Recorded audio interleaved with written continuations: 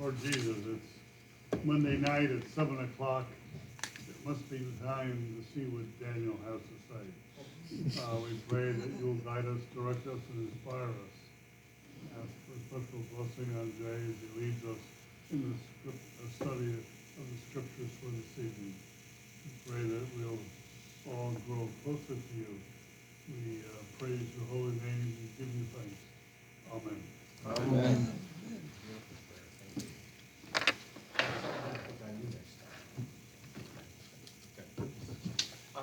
So how many of you have helpful family members? Anybody in the group? Yeah, one of my helpful family members decided to remove my reading glasses from the Civic, probably thinking they might get damaged. So while I can see all of you pretty well, I don't have any idea what's on this one. Just to get started, I'd like to invite the Holy Spirit to come into the room. I'd like to ask the Holy Spirit to fill the room and fill all of us. Some of us have had the great privilege of being with Ingrid in her Rector's Forum, and just to hear her talk about what the resonances are in the Hebrew, and how deep it all is, and how many different associations that we never even think of. So we really need the Holy Spirit as English-speaking Christians, reading an English translation of the Bible. It's only going to be through the Holy Spirit that we understand this and are able to discern what God wants us to see in this book. So we're on the greatest hits of Daniel. This is a great book because it just is full of fantastic stories. Can I interrupt you for 30 seconds? Please do. Just like being at home.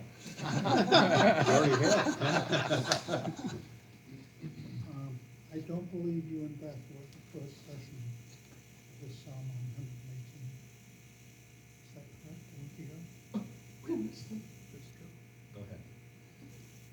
The thing she pointed out, which sticks with me, is the first verse of Psalm 118 and the last verse of Psalm 118 are identical. Maybe it's the thing we have to remember. I'll give thanks to the Lord, for he is good, for his steadfast love endures forever. Thank you. It's the most important thing. It's such a beautiful psalm, Psalm 118, and we're going to see in this story tonight, which is maybe the most famous one in the whole book, Daniel and the Lion's Den.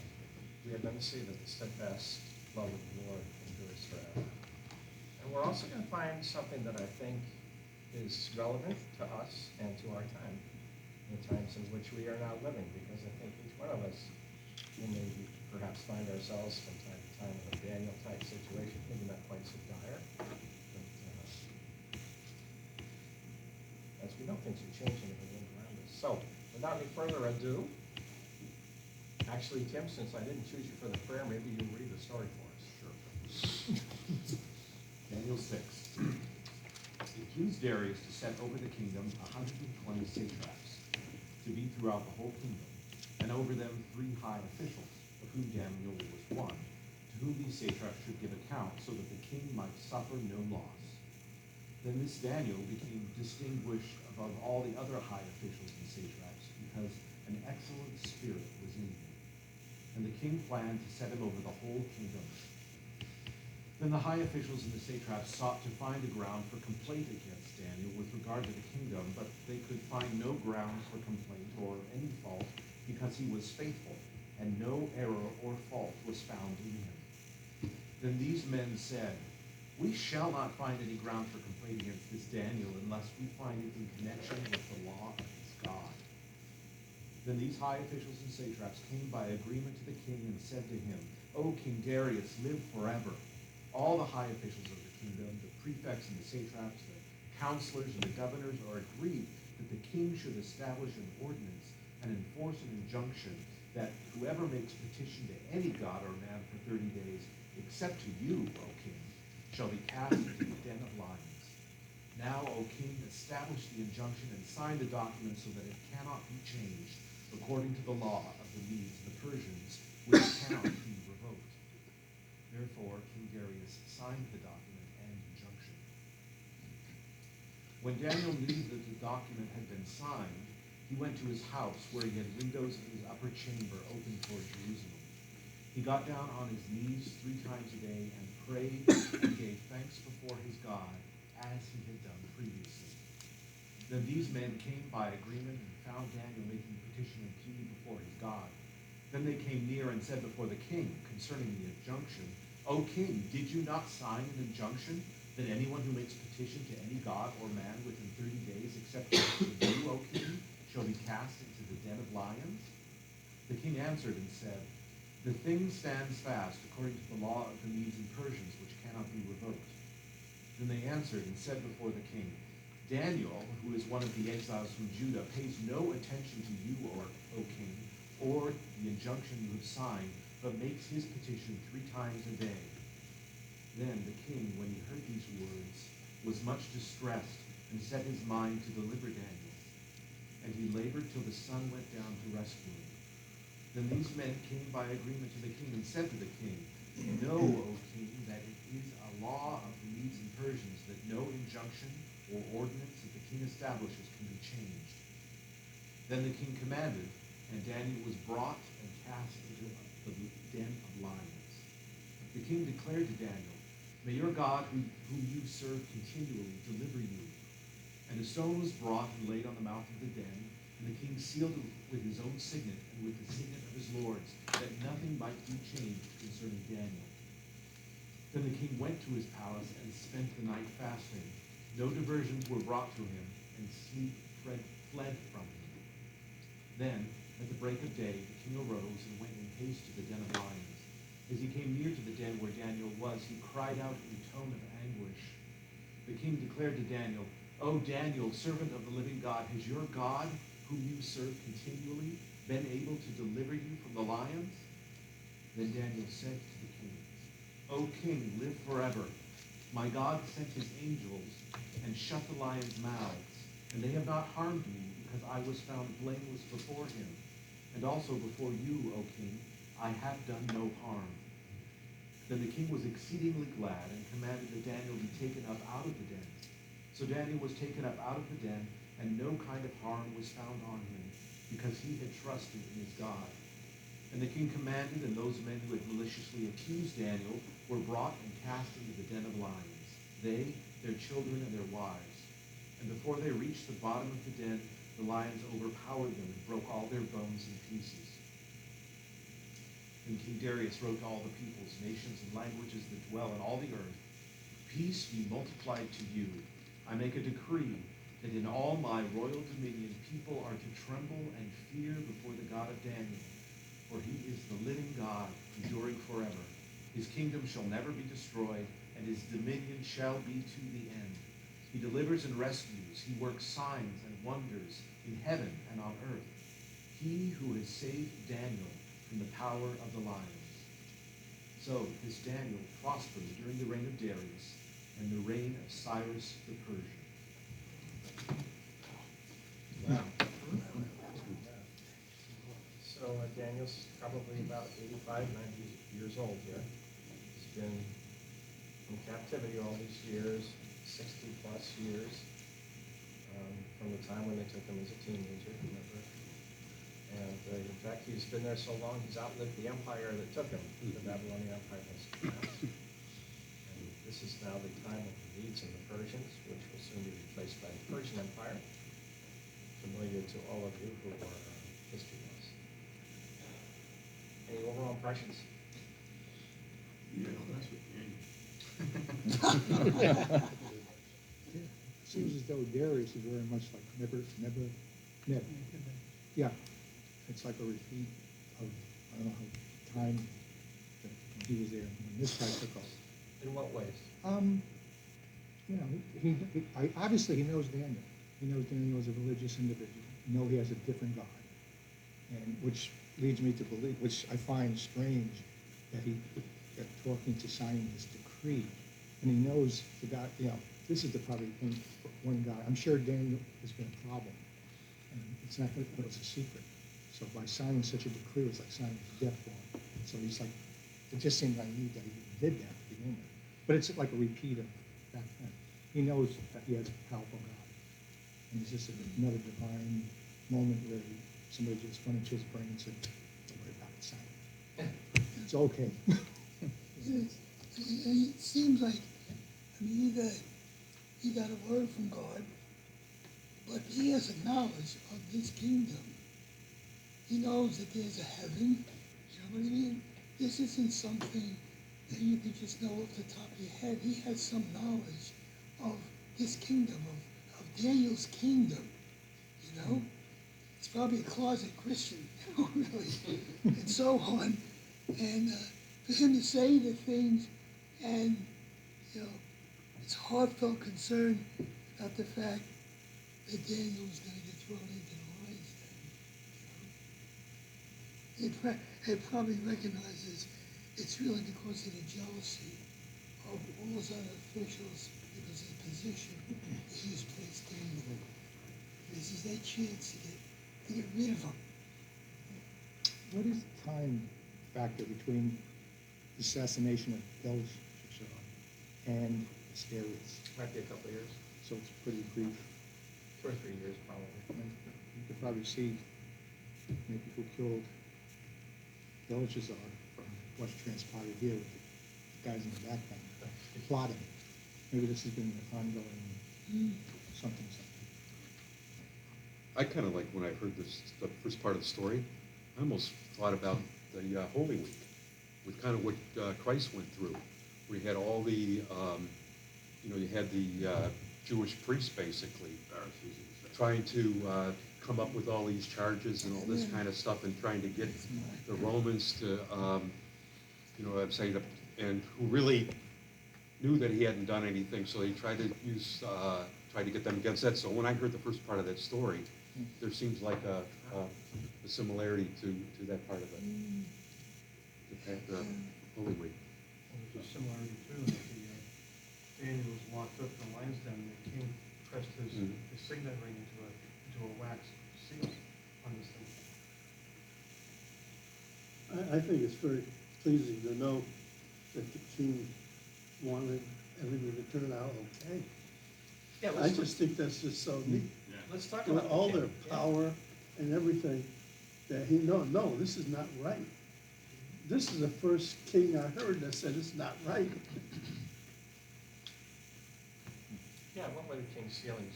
What can we glean from the story were the king's feelings toward Daniel? It says he was greatly distressed. He was determined to rescue Daniel. He made every effort until sundown to save him. So he didn't want to throw him in there and just made the decree, not knowing to put these guys on the mind. I think that's why he severely punished the guys who made the accusations, including their wives and kids. I bet they weren't figuring on that end. Yeah, right, and it's that coming.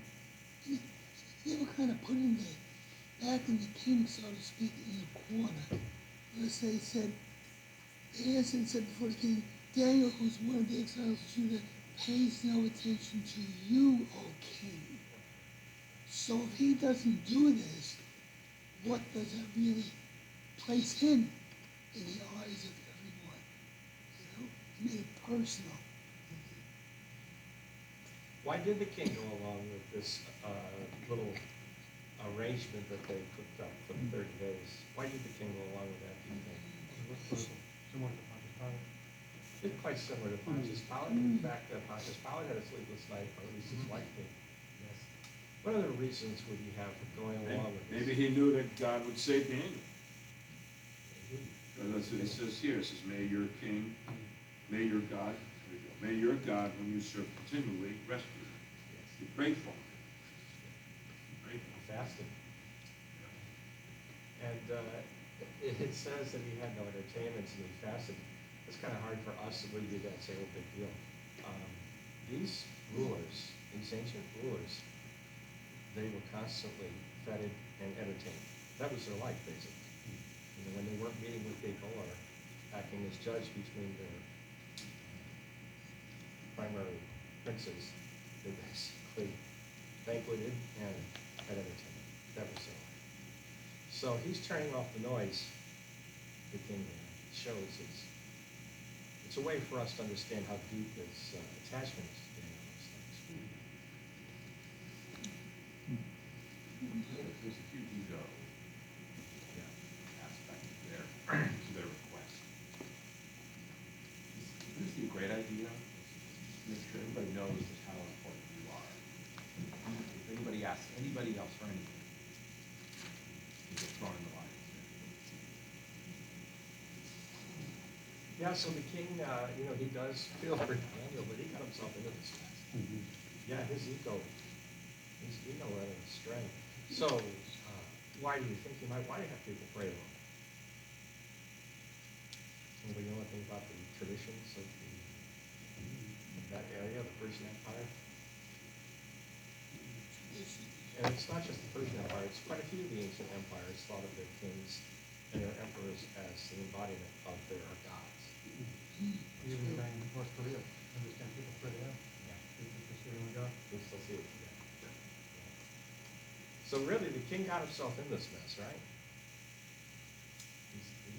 He succumbs, as Tim says, to the temptation of evil.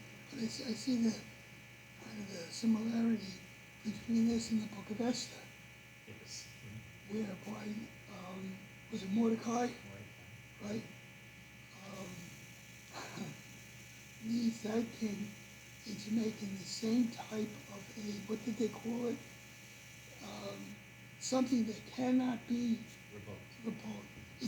You have to, as I looked at in Esther, they had to send out one after that changed the previous, but they could not break that first edict. So this is the kingdom of the empire of the Medes and the Persians. And that story, Esther, is from quite a time later, which is just the Persians. The Medes sort of were conquered by the Persians after they got up to the start here together. And then it became the Persian. And that king was part of Xerxes. That's quite a story too, Esther. Amazing story. I think it's kind of interesting when you look at the way Daniel is totally redefining the relationship with God.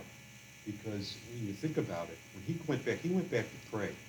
He didn't go back to do sacrifices or anything else like that, or go to pay any type of things. He was all on his face and based upon his relationship with God. And I think when you look at all these stories in Daniel, it all involves him and, say, a king who's got a lot more power. And it really shows that it doesn't matter what your station is. It's what your relationship is with God. And what I think what's interesting then, you go forward, I don't even think Daniel was a Levite or anything. Maybe he was. But then you go into the time of Christ. You had, when Christ went in there at the temple when they're trying to sell all the sacrifices and all that kind of stuff, he was kind of a resistance to that. And then you go further ahead into the Reformation when the Catholic Church was trying to do it. So Daniel kind of was the first one to really kind of set that relationship that comes directly from God. And I think that was kind of a fundamental kind of story that transcends the Babylonians, Persians. It cuts through all of that. Very good. As long as we're on that topic, let's turn over to Romans 13 for a moment. And perhaps some kind person would read this very famous opening. No, just the first 7 verses. Let every soul be subject unto the higher powers, for there is no power but of God. The powers that be are ordained of God. Whosoever therefore resisteth the power, resisteth the ordinance of God, and they that resist shall receive themselves damnation. For rulers are not a terror to good works, but to the evil. Wilt thou then not be afraid of the power? Do that which is good, and thou shalt have praise of the same. For he is a minister of God to thee for good. But if thou do that which is evil, be afraid, for he beareth not the sword in vain. For he is the minister of God, the revenger to execute wrath on him that doeth evil. Therefore ye must needs be subject, not only for wrath, but also for conscience sake. For this cause pay ye tribute also, for they are God's ministers, depending continually upon this very thing. Render therefore all their dues, tribute to whom tribute is due, custom, fear to mean fear, honor to mean honor. So you have this very stirring, eloquent passage from Paul, encouraging, exhorting us, commanding us to submit to the authorities. And in Daniel 6, one of the most famous stories in the whole Bible, we have Daniel not submitting to the authorities. So for all of the people in the room, all of you being much brighter than I am, how are we going to reconcile those two? Well, he's not a minister, he's not a terror to good works, but of evil. So a proper leader is not a terror to good works. Well, it has to fall in line with the word of God. I mean, that's it. He didn't try to, he accepted the consequences. He didn't hide away and pray in secret to try to hide it. It's significant at the end of verse 10, it says that he prayed in the same way that he had always done. So, And it wasn't passed all the time. right. And he knew this, the law was signed. Wait, So is it, now Daniel knew that the writing was signed. And specifically, And then he went into his room and prayed. isn't there really a point in every believer's life, in his walk, that you start to see that you're really under God's wing? Because you see things happen, you see protection, you know, and it kind of gives you a faith like Daniel, right? Because God was always there, all the time he was there, you know. So, he's not boisterous about his faith or anything, you know. He just knows that he has a faithful, I mean, doesn't he do that in all of our lives? I mean, I think every single one of us here can see that. Certain, like Peter, you told the story one time where you were working, as a mechanic and so on and so forth, and it reached a point where you couldn't do that anymore. You went, gee, what's going to happen? What happened? God gave me the opportunity to do what I'm doing now, just to continue there. Amen. I mean, that is all God. It is all God doing that. Because of like his faithfulness and because of your faithfulness. He does that all the time in every one of our lives. It's not just happenstance, it's his His plan, his will. amen. Praise God.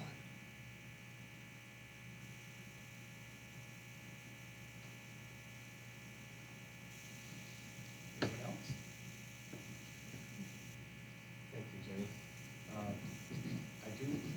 do believe that this example of Daniel and the fact that God protected him does show us that we shouldn't, as some people tend to do, estimate what Paul is driving at. He is trying to tell us to live at peace as much as we can with the authorities. But it's very clear from this story, we don't bow down to false gods. And we don't change our faith walk and the way we live to accommodate and rather egotistical with the word. He wants to be great. That's just an interesting point that we do have that advice from Paul, that we clearly have a story of resistance to the authorities, that we're not submitting to the authorities, and clearly God puts his blessing on it. It's just something to keep in mind for our own lives. What about what Daniel did? Do you think it took a lot of courage to do it? Sure. He knew it was against the law. And he prayed anyway. And he opened his window when he prayed. He didn't do it with his window shut and let other people see. So why did he open up his shutters? So he could be seen. Well, that's one possible interpretation. Because he was high up. Because it was hot out. He's facing towards Jerusalem. Yeah. So today still you have in the Muslim faith, you still see bowing towards Mecca. This was very different because these people are exiles. But it is interesting that you see in Daniel this, I'm going to say, deep longing and passion for his home.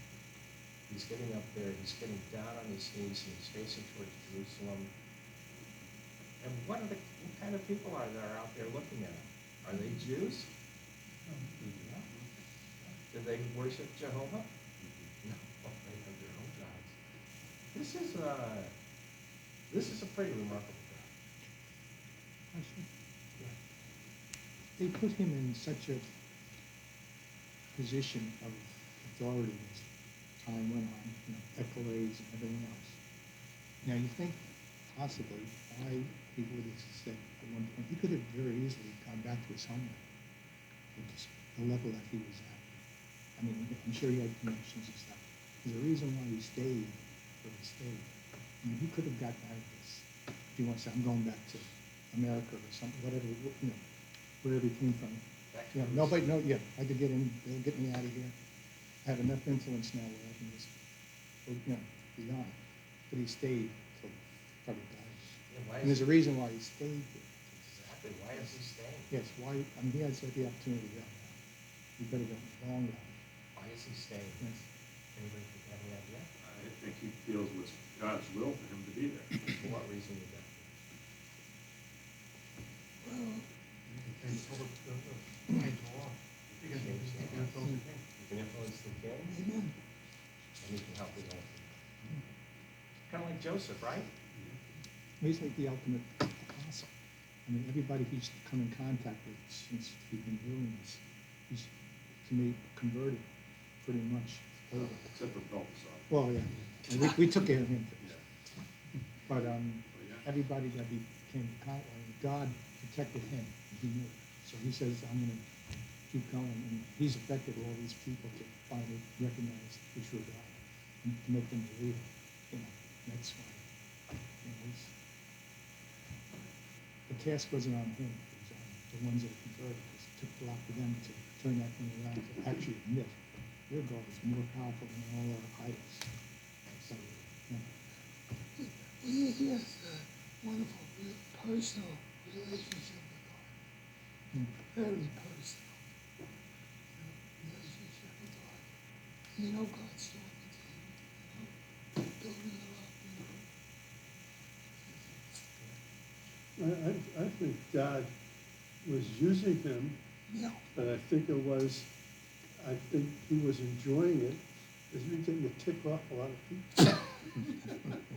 I mean, I'm just sitting here listening, all through the whole thing, well, he really ticks people off. And I think God and Daniel were enjoying this. God has a sense of humor. Yeah. Oh, yeah. Oh, I believe that, yeah. And the amazing thing is that today, this still goes on, the same attitude towards the Jews, doesn't it? To this very day. We see it going on in our own country right now. The anti-Semitism that's kind of sweeping across this country. Nothing has changed. Nothing has changed. Yeah, let's talk about that for a moment. What was the reason that these guys were so unhappy with Daniel that they wanted to do him in? Well, he was a foreigner, well, I guess they were foreigners too at that point, but, he was a Jew in a non-Jewish land in high demand. And he was He was very successful. Yeah, it's the story of these Jews, and it happens right almost from the beginning with Jacob and Laban. Remember? Rachel sends Jacob to Laban because his brother wants to kill him. So she sends him to her brother, and he goes there, and Laban gives him the less appealing flock, which he requested. And by his ingenuity, he turns it into what? The more excellent. And then what happened? Well, how did Laban feel about that? He was not real happy. Not happy camper. He was not happy. What was that? It said how many times did he change his salaries, right? It was like 15 times he changed his salary. So there is, I mean, you know, we talk about the chosen people, and that specifically means that God chose Abraham. And he chose the people of Israel to be a vessel for the Messiah, well, first of all, for the law, and then for the prophets, and then for the Messiah. So God chose Israel to be this vessel. It wasn't because of any specific merits of their own, it was because of his choosing. However, having said that, for their relative incidence in the population, they do very well. I have to wonder, I've always wondered, isn't it possible that we do see the sign of God's blessing in the Jewish people? Look at the Nobel Prize winners. Look at the greatest performing musicians today, doctors, professors, and so forth. But there's a problem with that. The problem with this, if you do really well, what happens? Corrupt. Or jealousy. They get killed. Yeah, because, Everybody's mad. That's the kind of the curse of doing well, that you immediately cause jealousy. We see that in this story. But they weren't just going after Daniel here, right? Because what was the actual trick that they used to try to get him? The king. The king. They used the king, and what was the actual stratagem? The people had to do what to the king? They had to pray to him. So this isn't just about going after Daniel, this is going after Daniel's God and all the Jews. But he's going after Daniel's God. And you know, I might hate to bring this up, I want to make this a political discussion. You see this today. God has enemies in our own country, and they're very vocal. This is not a time unlike the one that Daniel was in many ways. Not in everything. But courage is still needed by people who love God. It's still required in faith. I think the other interesting thing, though, when you look at it, the profound impact that you said the Jewish people had, even though they were small in numbers, and when you think of like the Babylonians, the Persians, the Romans, they all had military conquests, great empires. You look at the Jewish people, I mean, David was in a way type of, tried to, somewhat of a military type of guy, but his descendants couldn't even keep the 12 tribes together from a military standpoint. So now you have Daniel that comes in, that really is like, it's almost creating like in a way a new empire, but it's based upon the faith of God, and it's and I think that kind of spreads through, and it survives through this captivity, through the Babylonians, the Persians, and then through the later generation. It long lives any one of those other empires. Thank you, Ron, that is fantastic, because that is exactly what the next chapter is about. Oh, sorry. You'll see that Spoiler. I'm desperately clinging to Daniel 6 and stories that I can understand, because once we turn the page, we're just gonna jump right off the cliff. And I'm not kidding. You think Revelation is hard? This stuff is. But there are just incredible promises in Christ. That's where we get the Son. Remember Jesus called himself the Son of Man? Wait until you see what Daniel has to say about the Son of Man in this chapter. It is mind-boggling. I mean, don't forget, this is 600 years before Jesus was born. But he's going to predict the four kingdoms, like remember he interpreted Nebuchadnezzar's dream, and he told him these are the four kingdoms, the four empires. But he's going to have another dream about that, and even more stunning. So stay tuned for Daniel's prophecies. What's talk about here? Oh, so this edict goes out. You don't pray to this guy, you're done. Daniel, as soon as he hears the edict, he goes up into his room. He gets down, he opens the shutters, gets down on his knees, and does he beg God to come and save him? Or what does he do? He prays, and how does he pray? He gives thanks. Gives thanks. Thanks, What do you think about that for a guy in this situation?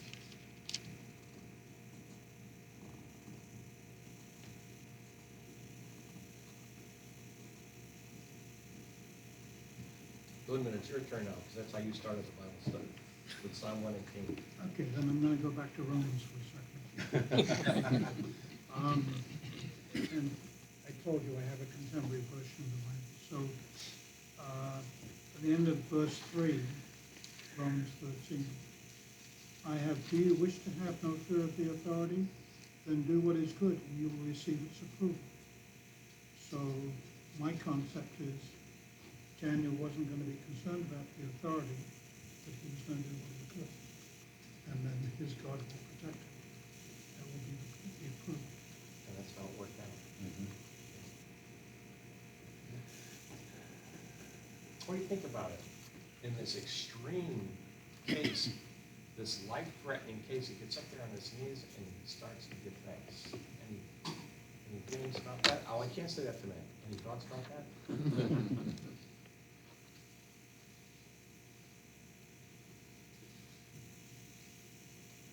Oh, give thanks unto the Lord, for he is good. His mercy endureth forever. Yep. It's like inviting the Holy Spirit to come and protect, shield into the next endeavor that's gonna happen, because he knows it's coming. It depends on where your focus is. You can focus on your situation, or you can focus on God. That's all there is to it. What is it gonna be? You know, Yeah, I like what Daniel says when he gets out, "O King, live forever." Yeah, that was their phrase. They still say that in monarchies. Maybe king of forever. On the king. Queen. Oh, the queen. You got a queen now. In the way that he is described there. King's going coming. A little bit further in verse 23. No harm was done on him because he had trusted in his God. Because he trusted in God.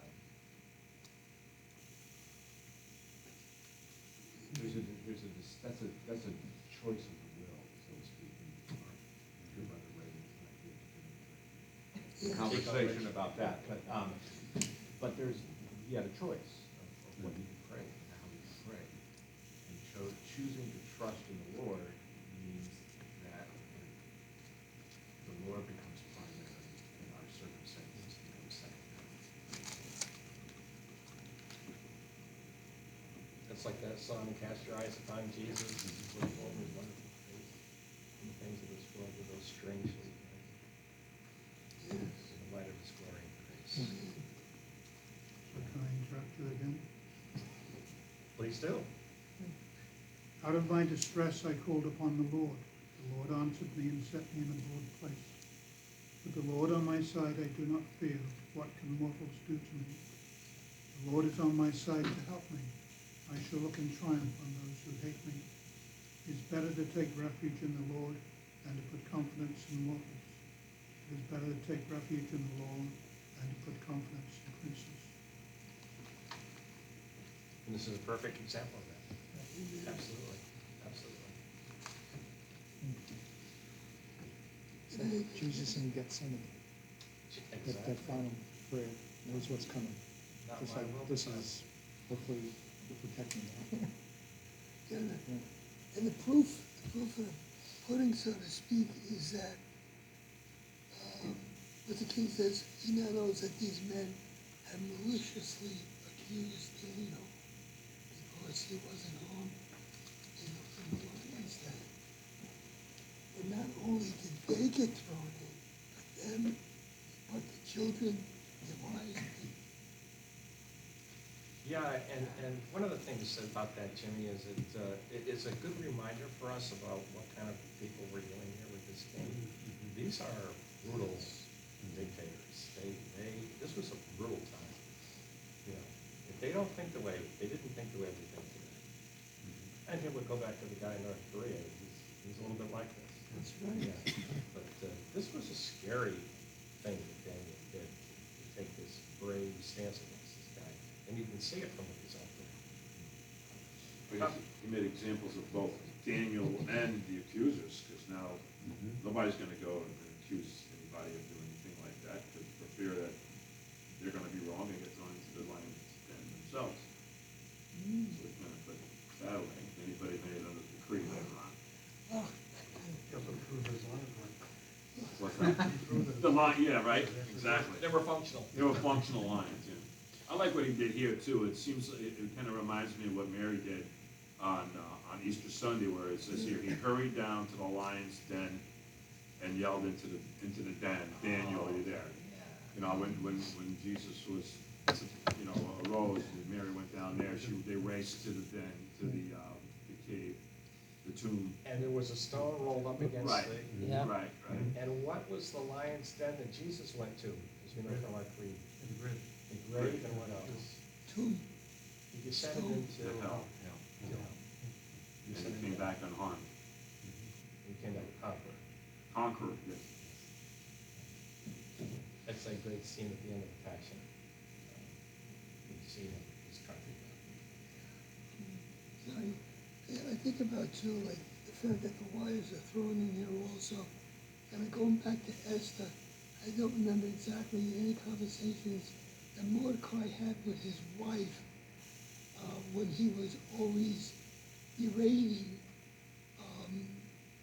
what's his name? Mordecai is a Jewish guy. Oh, not Mordecai, Haman. yeah, the king, he's always against him. And I go, do you remember what the conversation was? I don't remember. But is she the one that kind of instructed him to build the gallows? She was the Lady Macbeth in that story. Oh, okay. So this kind of sends, She had gallows built for her own husband. this kind of sends a message out to the wives. You know, Yeah, send a message to the well, wives. I'm saying, It's very much like. be careful. Barbara watching. Oh, That wasn't Jimmy, if anybody's oh, wondering. this is great. Spectre person's name. Very much like the Pharaoh with Moses, with the plagues and stuff. The firstborn, you know, I mean, in other words, they're coming, and, you know, get all the firstborns. But this guy basically got rid of the possibility of any lineage of these bad guys, and maybe coming up the ranks or close to it. Get rid of the competition, all of them. And that was a commonplace in those days. And there was no court of appeal, No. and there was no district attorney, and there were no defense No plea attorneys. bargains. Pardon? No plea There were bargains. no plea bargains. Yeah. So what about Daniel in the lion's den? What do you think about this angel? I mean, when you look at the lion's den, okay, look at how it happened. He's an 85-year-old guy. Yeah. And so it's not like he's some young warrior that's in there that could wrestle, you know, so, I mean, and so that when he emerged from the lion's den, I mean, it was like the lions, you know, I mean, it's even puts more like oomph behind the story, because it wasn't like, you know, he harmed them or anything else like that. They just didn't go after him. And then the next day, maybe another day they were more hungry, but they went after everybody. You know, I mean, that to me adds more power to the story, is that he survived it, but he didn't, it wasn't like they struck down the lions or. It wasn't they- like Hercules. Yeah, exactly. Right. Right. Ethiopians with Haile Selassie and whatnot, they have the great line of Judah. What's the reference, because there are, in biblical terms, of that time frame, is the lion possible, I'm saying angels, is the incarnate of a lion? Well, the Yeah, I mean, I don't know exactly what that means by the great The Lion line of of Judah. Judah. The Lion of Judah is Jesus, resurrected and ascended. He came as a lamb, now he's alive. Yeah. So that's where that whole So it C.S. refers Lewis, that's what it refers back into? yeah, that's where that whole C.S. Lewis. But you're gonna see that imagery in the chapters coming up. There's mind-blowing stuff coming up in the next few chapters. You're gonna look at it and say, this Daniel was quite an interesting guy. A lot going on there. Yeah. But now you made me forget what I was thinking. Sorry. Oh, yeah, the angel. You haven't told me what you think of the angel. Probably Jesus. Could have been Jesus, like in the fiery furnace. Right. Yeah. Oh, yeah, something. Well, what lesson is there for us in this angel that protected them from the lions? Very big one.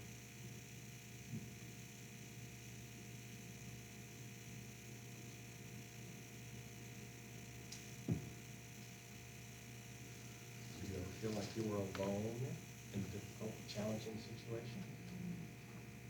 All the time. What does this story tell us, though, if we believe in God? Jesus is there for us. Jesus is there? Amen, amen. Might be somebody else who's there too. Have you ever heard of a Guardian angel. Guardian angel. Yeah, I think, and it's often referred to in the Old Testament. He will give his angels watch over you. Don't dash thy foot against a stone. It's often referred to in the Old Testament. And don't forget that we had the angel Gabriel making several appearances in the Old Testament. Here's all I'm going to say about it, and maybe someone has something to add, but it's worth keeping in mind that this story indicates that we have guardian angels. And if we are faithful to God, God doesn't just smile on us, but he sends us direct help. That's what this story suggests. Any thoughts about that? Anybody ever seen their guardian angel? Well, I might have said this story before. I was, many years ago, I was coming out of somewhere, and I'm waiting as in Yonkers on Executive Boulevard. I'm waiting to get on the Sawmill. So I don't know if I was fumbling with a cassette, to look for a cassette or something, and the light turned green. And so I waited a few seconds before I took off. And in that time that I waited, a car went flying through the red light, that if I would have went when the light turned green, I would have got T-boned. So I knew right there that somebody was there to help me, just to say, just wait a minute, wait a second, or whatever. Somebody was watching over you. Somebody was watching. Anybody else ever had a similar experience? I don't have a similar experience, but maybe I'm watching to my Hallmark movies. I wake up every morning to my guardian angel. She's been so good to me. She, That's very true. My wife. I got Mrs. Larry. Careful. I got it. That's very true. Wow. I think after the blessings I've had have come through my wife. Oh, absolutely. Hallelujah. No question. Praise God. It's that little voice sometimes that goes off in your head. You never expect it. And just, all of a sudden, okay, and then, and you move through something else, whatever. Awesome. Anybody else? Any? Yeah, it really, it's his timeline and not your timeline. We prayed for my son to get off drugs for about 15 years. And he came with a solution. Not the solution we thought it would be, but it got him off of drugs. And I really believe it's not my timeline anymore.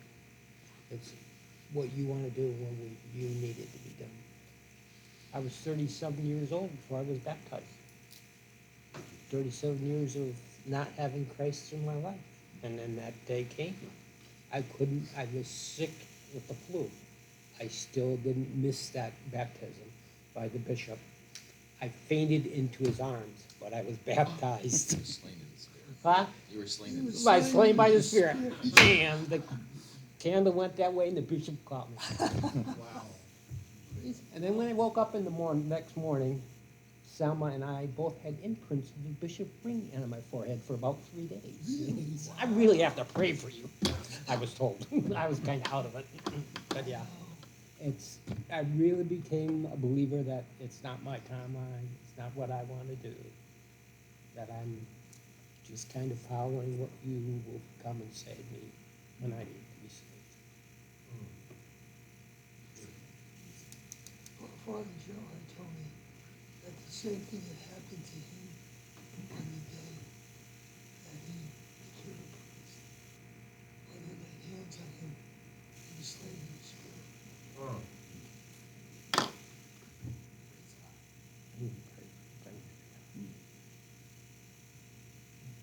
I'm sure that we all have had experiences like Leo's where we've had close calls of various types. And it's interesting to look back for people of faith. You wonder, is it because of the guardian angel? Was there something there helping me out at that time? I just find this idea of the angel there in the den with him very, very interesting. Because, you know, we don't think of this way, right? We think table, right? Clock, watch, whatever, jeans. We think about tangible things. That's all we can think about. What if this room's full of angels right now that we cannot see? And how does that help our faith? And maybe more important, how does that change our behavior? You can't hide. You can never hide. According to the Bible, where can I go from your spirit, O Lord? It's true. Can I ascend into the heavens? Can I descend to Sheol? Yeah, just tonight, I was just thinking about it now. I'm driving up 25, coming home from work. All of a sudden, this car comes around the bend into my lane. I had nowhere to go, but I got over, and all of a sudden, it pulled back. So, Could be the hand of God. thanks be to God. I had a similar experience, but probably about 40 years ago. I was a computer tech on a service call late at night, and I was coming home on Route 7, where there's a big curve in the road, and there was a car. You know, of course, I didn't see it ahead of time. There was a car coming this way, so I don't know what.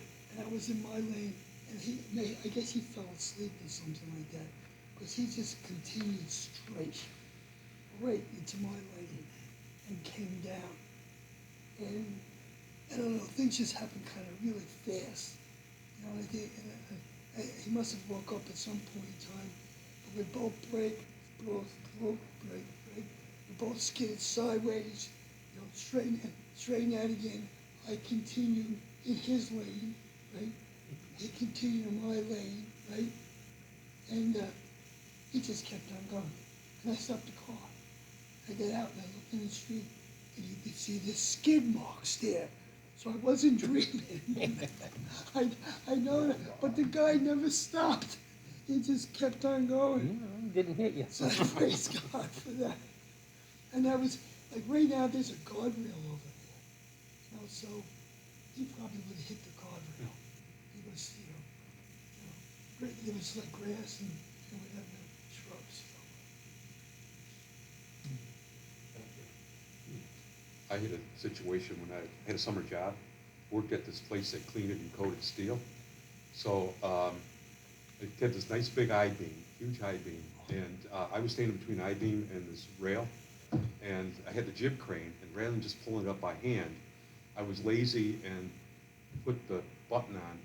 The hook caught the flange of the I-beam, rolled it, and pinned me in against the rail. And if the stairs hadn't have been there, I would have been totally, wouldn't be here now. So it's just like an instantaneous, dumb thing that could have, obviously the hand of God put those stairs there. That's why I'm still here today. Well, now you're compelling me. You just brought back a memory when I was a teenager in college. I home for the summer, and we had a dead willow tree next to the house, which is a tree that I love, but it died. So I decided I was going to be like my father and cut this down myself. We had a chainsaw, we had a bow saw. Big tree, truck like this.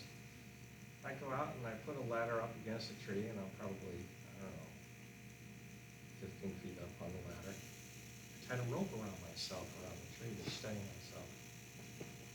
I did not bother to notch it. I figured I'm going to cut it, top it off. I did not bother to notch it on the other side because I know nothing about cutting down trees. So I'm up there cutting with the bow saw, cutting. All of a sudden I hear this cracking. The tree split right to the point of my rope. Wow. Now, if it had not stopped there, I would not be here now. So I have often thought that was on top of my extreme stupidity, a form of divine intervention. Nobody else has any other? Yeah. Thinking of, like I said, instances of this, the guardian angel aspect. And, those are real quick things, in and out. And then, which I'm sure you've heard, people that pass away, and they're about to pass away, reflect, I saw my life go before me. And yeah, I knew one person quite closely that said it was like watching a movie.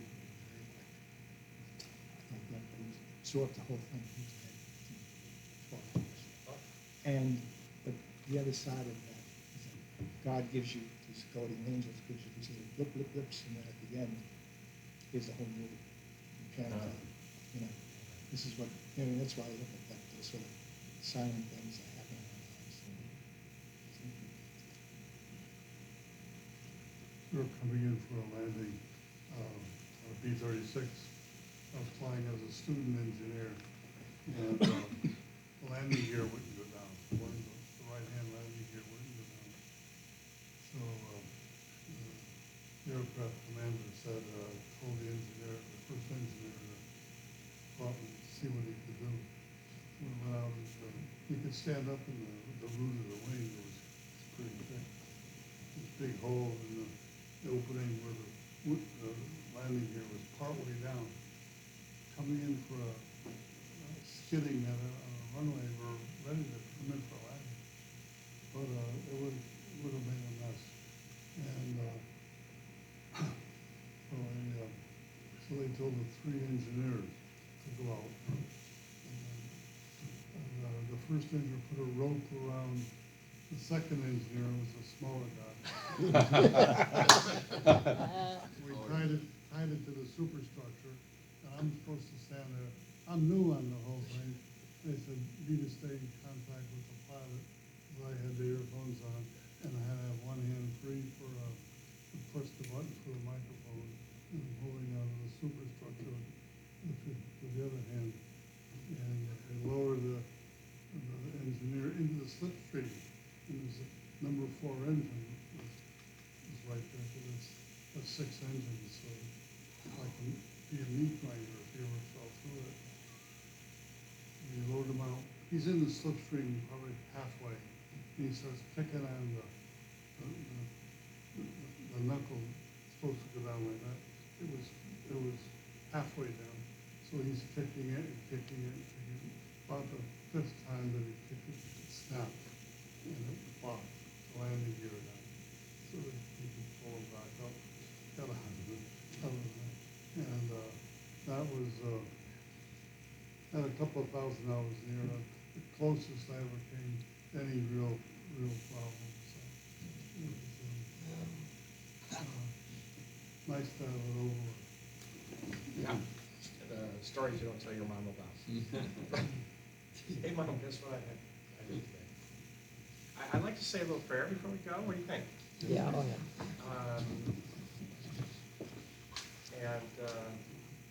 Let's go back to our thanks, because remember when Daniel got down on his knees in terrible duress, he did not pray for himself, he thanked God, he gave thanks. So let's say thanks, and let's praise God. And also, if you have any prayer requests, and please somebody remember Ray, and any other prayer requests, please let's pray about that. Dear Heavenly Father, thank you for this wonderful sharing time that we've had together. And now by the power of the Holy Spirit, open our hearts so that we can pray to you.